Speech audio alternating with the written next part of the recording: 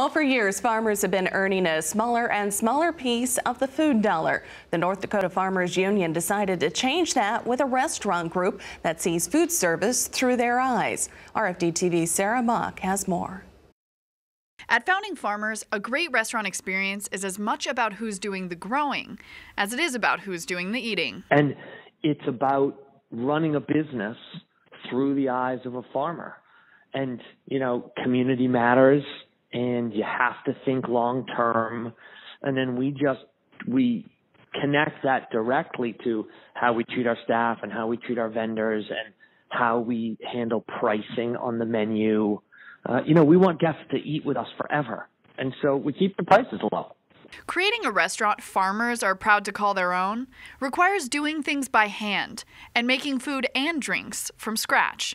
What can we do in-house? What part of that process can we bring in here and share with our guests this idea, this other area of the culinary experience? So Founding Spirits was born. The food and drinks on Founding Farmer menus, from butter or coffee to fried chicken and whiskey, come from family farms all across America. So one of the ingredients that we use is North Dakota wheat. It gave us a great opportunity to kind of bring the families together. So North Dakota wheat is a big part of our mash bill and the vodka, along with some of the grains that we've been using for years now in our whiskey, right? So it's North Dakota wheat, it's Virginia rye, and a little bit of Virginia barley. And now the two, East Coast meets, Northwest, and it all comes into a glass.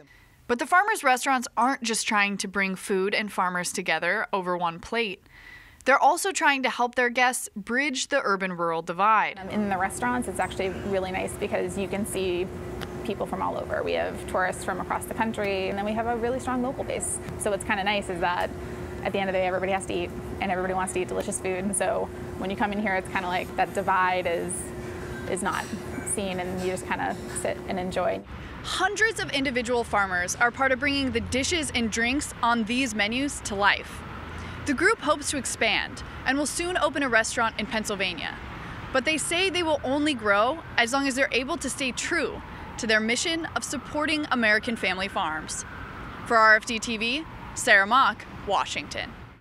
Well, the Farmers Restaurant Group is owned in part by over 45,000 Dakota farmers and is hoping to extend their ownership to new restaurants and more farmers throughout the United States.